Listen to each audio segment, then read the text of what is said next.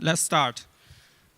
Firstly, thanks Kefu and Redok of the introduction of the Crimson OSD. My name is Chen Yingxin from Intel, and today's topic is a glimpse of the new Ceph messenger built on Seastar, or the so-called Crimson messenger, followed on Kefu and Redok's topic. This is more focused on the practical experience to implement a new messenger in Ceph. And it is the first component that is rewritten with Seastar. And it is a perfect one to start with because messenger is on the main I/O path that connects the entire cluster. And secondly, messenger is a self-contained component that makes it much easier to implement and test along compared with the Crimson OSD. And I have been involved in this project for months, and I hope to share my first-handed experience to you in this presentation. So here comes the background. The whole refactoring of Ceph core object layer is under the scope of the Crimson project, and the goal is to reach the optimal performance on the modern machines. During the years that Ceph have emerged, the hardware architecture has also improved a lot. Server tend to have more and more cores because of the slowdown of Moore's law, and in order to be practically scalable by adding cores, the CPUs are grouped with nodes and with dedicated I/O buses and attached to a subset of resources, including cache, memory, and PCI devices. And it means that a core is closer and faster to access its own resources with its node, but it's slower and with distance if it tries to access the resources on another NUMA node. So it means that practically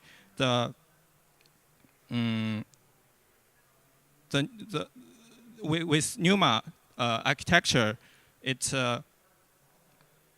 is compatible with the existing software, but it will hurt the performance if the software is not optimized with the NUMA distances. And the second is CPU pipeline. It leverages out-of-order execution and instruction level parallelism for the best performance. For example, if there are 4 slots in the CPU pipeline, it can execute at 4 micro operations per cycle per core at the best scenario, but at the worst scenario, it can only execute less than 1 operations. And the pipeline is divided with 2 parts, the front end and the back end. The front end is responsible to decode, to fetch the program code and decode them into micro operations. And the back end is responsible to monitor if the data is available on the bus and execute the ready instructions from the slots. And there are many reasons that can impact the performance. For example, the dynamically changing code and the mispredicted code will impact the front-end performance, and back-end performance have bottlenecked at memory bound because of the cache misses and the slow access to remote NUMA node. And it can also be core bound because of instructions compete for each other for limited execution units, such as the dividing units. And it's means that as we programmers, we need to be aware of this in order to implement the really optimized software. The third is the emergence of the high-speed devices. For storage, it's NVMe SSD that is much faster than spinning disks, and the revolutionary persistent memory that will at the same level of the performance as a similar level of the DRAM, and the network can now up to 100 gigabits per second bandwidth. And it means that we can no longer expect that the external device I/O is some levels slower than the memory. So it usually results in the total refactoring of the software in order to consume the available compute resources to drive those fast devices. And the Ceph architecture is not quite optimized with that. It has the data is allocated and accessed by all cores, regardless of NUMA topology, and the tasks are scheduled by the POSIX threads with the overhead of the kernel context switches, and it's preemptive. That means it can be interrupted unexpectedly from the kernel. And the blocking mutex need to be implemented everywhere to protect the shared data, and the tasks need to be coordinated correctly among these threads. So that will hurt the multiple core performance that is required for fast devices. Okay, so Ceph already have some optimizations to drive those limitations, but it is usually coupled with application code to make it not easy to be simplified and reused. I think that's why we turn to find out a framework for this.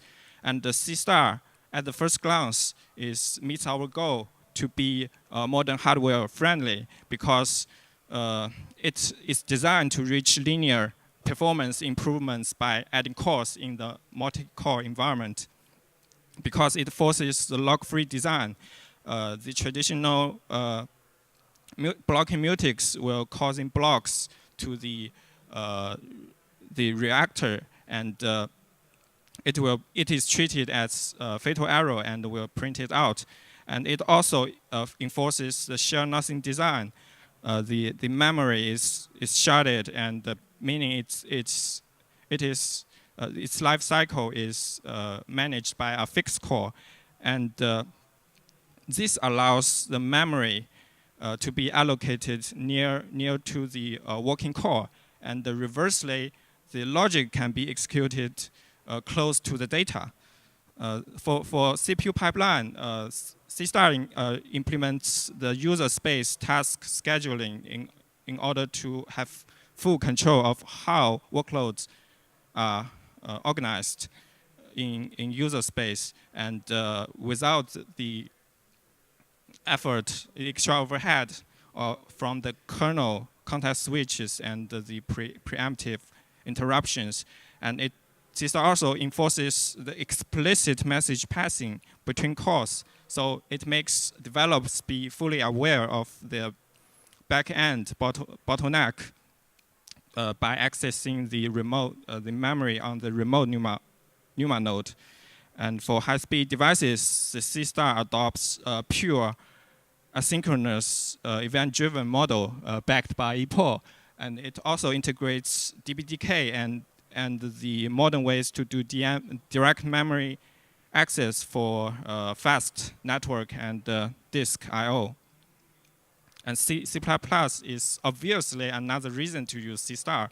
Plus, it allows full control of the hardware, including memory allocation and layout, the lock-free synchronization primitives with memory ordering control, and many other low-level optimizations to help branch predictions and so on. And it also has sophisticated compile time code generation and optimization with 0 runtime overhead. And it also a modern language that with fancy semantics, with programming models, many programming models that enable Seastar to build up its higher level abstraction for asynchronous programming. The features and the promises are introduced in C++11, and these concepts are extended in C++20. And Seastar has implementation of those concepts itself with very low overhead, and it is also a framework for shared nothing design by providing sharded data structures, and it also provides zero copy utilities to minimize the unnecessary overhead from the copy. And it is also well tested and validated in many projects to prove that it will have better performance and parallelism.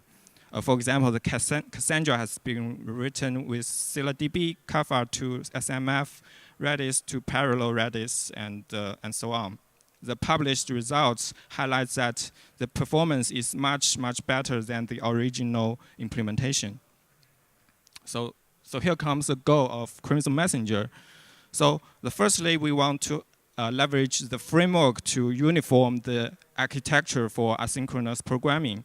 And secondly, because the cross-core communication will hurt the performance, especially with NUMA. And to minimize that, we want to be able to establish the direct core-to-core connection. And the third, we want to validate the performance with Seastar ourselves in order to prove that, give our confidence to move on. And with higher level abstractions from the framework, we can have better code with the existing implementation. So there's already some optimizations in async-messenger that we can even find out the counterparts that are implemented in async-messenger that is also implemented in Seastar framework.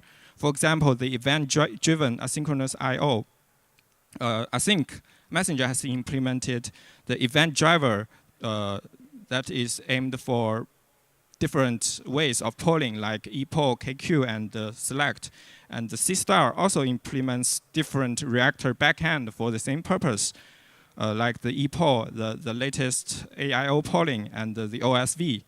And for user space scheduling, both async-messenger and Seastar framework has a concept to manage the lower level workloads with event callback or tasks, and they both dispatch them with user level scheduler that are implemented in worker or reactor.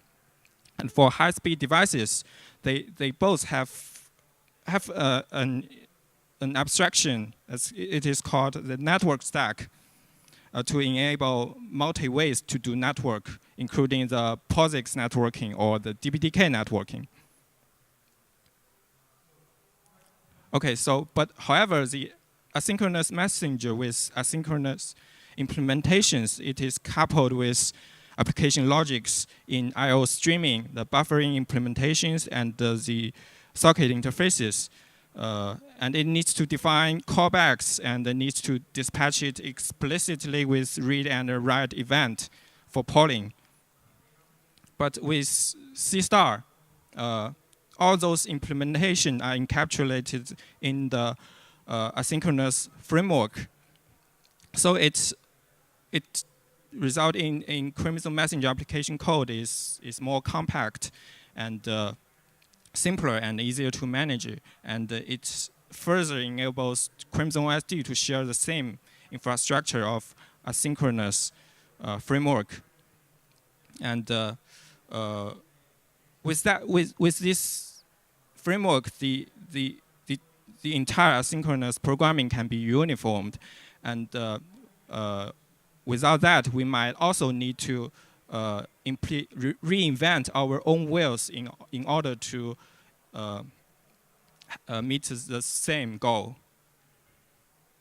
The second purpose is to enable a direct call-to-call connection. That means to do run to completion in the main I/O path and with the minimum cross-call communication, because cross-call is not good for performance. For it result in less opportunity to move logic close to data, because cross-call will have more chances to let call to access the resources from another NUMA node.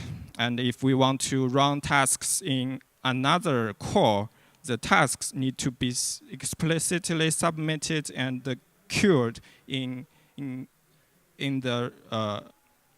another core with extra overhead. And because the memory should be deallocated at the same core it is allocated. So it means that the ownership management, if it is cross-core, it needs to have more overhead. And the classical implementation of the connection is service to service. It means that the connection is per OSD to OSD, or the per client to OSD. And the OSD is a multi-core service. It means that the connection is not call-to-call.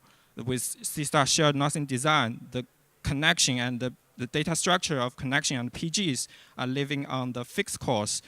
And the client can access any PGs on the primary OSD. And if the replication is set to 2, the primary OSD will replicate all its writes to a secondary OSD. And in short, if a single write with configuration of replication to 2, it means on the main I/O path, it usually incurs like 3 cross-core communications. That is not good. So in order to reach call-to-call connection, the simplest way is to implement the single core OSD.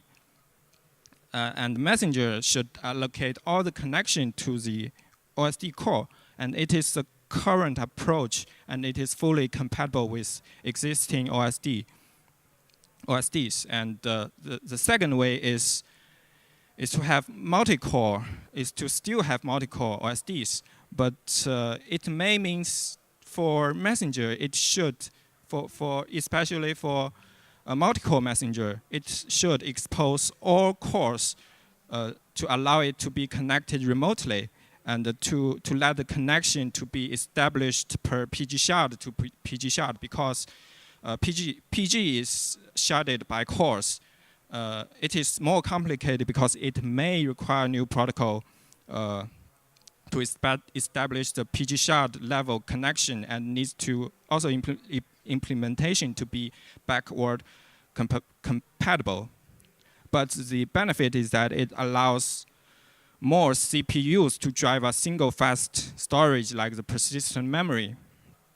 And it allows more shared resources. And it means to Crimson Messenger that it should be extensive to different connection placement strategies. Okay, the third goal is we want an early example to investigate how Ceph code works with Seastar, and remember that the asynchronous messenger has already been optimized for years with similar design. So it is we need to be implement very carefully with the new implementation. And the Seastar framework doesn't provide the more control to have multiple to have optimal to implement optimal software, but it is our responsibility to implement it correctly. So the workload in the messenger is straightforward. the application first need to send the messenger, send a message, and the messenger will encode it to buffers and write it to the wire, and the server needs to read it from the wire and rebuild it, decode it to rebuild back to a message and dispatch it to the application. And they are implemented in different modules and in different layers of messenger. And at the same time, there are a lot of messages pending, sent to the messenger, and it means there's a lot of tasks in the messenger, and the messenger should be properly organize those tasks in order to be to have optimal latency and throughput. So our initial design is direct. From the reactor view, there are many pending tasks that will be executed in the like in the reactor in the FIFO and the order looks random because there are many pending messages at the same time, and there are many non-messenger tasks in the same reactor. And in order to keep them ordered for the streaming I/O, we have implemented a shared feature to link the new tasks of the coming message to the last pending one, and to become the new future atomically. And we also consider to use Seastar execution stage to improve batching, because the execution stage will group the same kind of task together to let them run to improve the code locality. But after a second thought, we feel that it might not be a good design by throwing all small but not readily executable tasks into the Seastar reactors, and the execution stage will not reduce the number of the pending tasks to mitigate the overhead of the task scheduling. So that's why we have the current design to improve the batching and at the same time minimize the pending tasks in the reactor. So when applications send a lot of messages at the same time, it is now queued in a lockless queue, and at the same time, it will trigger a sweep task to convert all the messages to a chunk of buffer, and then send it to the wire. And we also implement a flag to make sure there's only one sweep task at the same time. So it means that there is only one sweep task per connection in the messenger, and the messages are still ordered because of the queue, and it is batched. And there's also only one running task to read the messages. The read will prefetch more buffer than required, and the following decode will run in the same task if the read will return a immediately ready future with prefetched buffer. So, and the prefetch is also good to reduce the number of expensive system calls. So at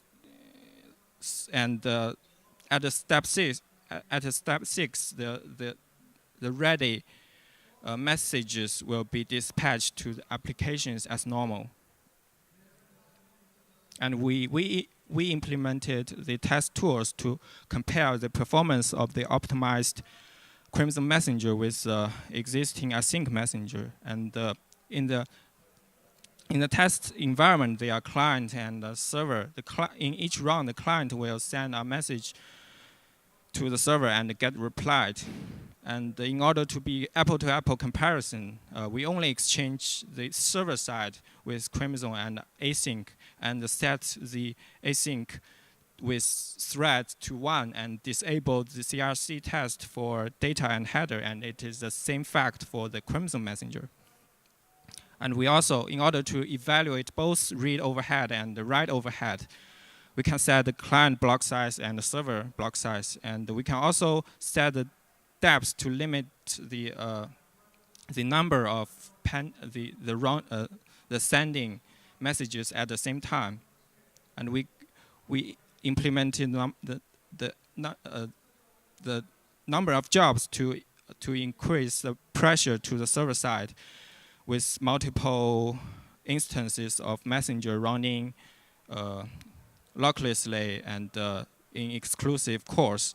And we also have 2 kinds of network settings: the loopback network and the real network with 56 gigabytes bandwidth. And we designed 3 scenarios. We want to evaluate the throughput of the saturated connection by setting the depth excessively. And secondly, we want to evaluate the throughput of the saturated server core with excessive job numbers. And the third one is we want to evaluate the latency by sending the messages one by one by setting the depth to 1. So we have 3 scenarios with 2 kind of networks and 4 kind of block sizes. And the results shows that the asynchronous messenger is really optimized for the 64K block sizes. And in other cases, mostly chromosome messenger is better than async messenger at 60% or more.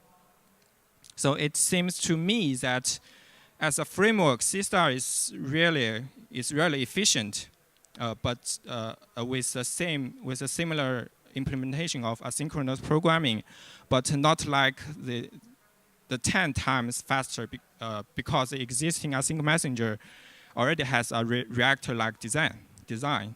And this is currently just for reference because we currently implement it with POSIX stack, and the Seastar is really optimized with native stack. And we also need to consider the alignment when allocating memories. So in order to get better code with higher level abstraction, the new code is now organized as continuations. And the continuations are basically lambda functions that returning futures that will be resolved later. And these futures, with these futures, we can use then statement to link the related logics together, and without the need to define the callback functions and has implementations to link them in other places. And it also has continuation level semantics to allow us to organize the continuation at higher level, and also specify the preconditions of the continuations. Like this case, the keep doing, to let the continuations run repeatedly. And the exception handling is also extended to continuation level. If an exception is thrown out in a chain of continuations, it will interrupt it, and we can handle it. We can handle it with handle exception at the end of the chained continuations, and we can handle the specific kind of exception by handle exception type, and finally has the same meaning that will be executed unconditionally regardless of exception. And the resource, and we can also limit and balance the resource And the scheduling group can be used to balance the CPU shares between different kinds of tasks. ScyllaDB uses it to make sure that the excessive write overhead will not block the read overhead. And the conditional variable and the semaphore can be used to limit the memory and I/O bandwidth. And currently, we use it to implement our own throttling class. And Seastar also provide a full tool chain for asynchronous programming, like gates, smart pointers, clocks, queues, and buffers. We don't dig into them in this presentation. And it is also important that we can rethink the design during the rewrite, because we are aware that some part of Ceph code is not well organized because of the history debt or very complex dependencies, and we can take this chance to fix them. And it's it is not perfect and without the costs, and the Seastar is not that extensive to meet all the corners of our requirements. For example, its input stream interfaces seems not meet our requirements to allow the memory to be aligned and to specify lengths, and the socket placement. And we currently have workaround to place sockets according to our strategies, but it is not safe. So it means to us we might need to fork the Seastar with our custom implementations as a short term, but in the longer term we need to rethink the overall framework and extend our implementations to be general enough to upstream. And also, although Seastar has implementation is a framework to simplify implementations of the code, but it is still complex to understand them because we need to understand both programming models in order to rewrite the existing code with futures and continuations. And it also there are a lot of things we don't need to consider before, like the log list. Like we should implement all the log design to be logless because Seastar enforces it, and we need to consider the data to be to be shared nothing with the sharded data structure, and we need to understand where the cross-call communications might be. And we also need to keep up with the changes in both Seastar and existing Ceph code. And we can use scheduling group to balance the overhead of different tasks in the same call. But if the imbalance is between the calls with share nothing design, it is difficult for us because we might need to move both data and logic to different calls adaptively. And as for performance, we need to really careful about the implementation, and we might need to dig into the framework and with several iterations of the code implementation. And for the debugging, it is annoying for, at least to me, that I sometimes need to, the stack trace of the asynchronous operations might not be useful because it is asynchronous, and I need to dig into the framework to find out why, if there are some bugs with it. So here's the current status. We have implemented lossy policy for both Messenger V1 and V2 protocol.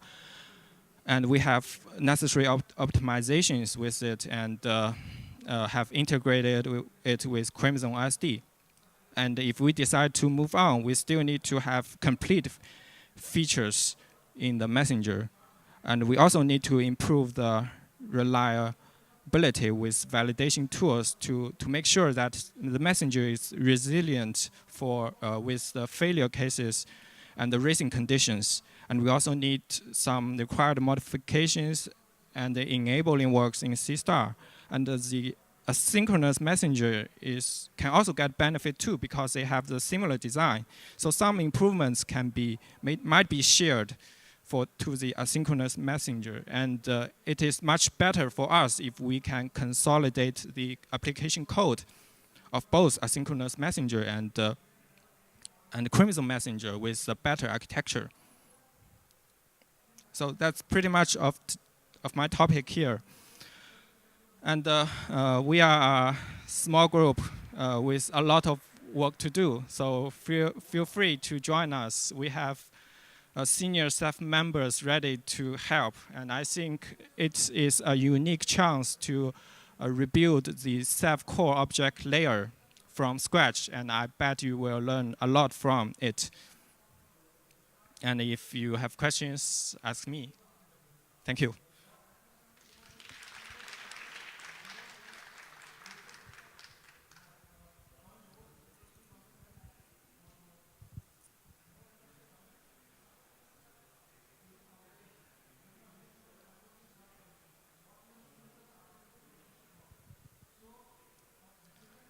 Okay, I think most of questions are asked because the previous topic is already the Crimson. So I think that's all for me. Thank you.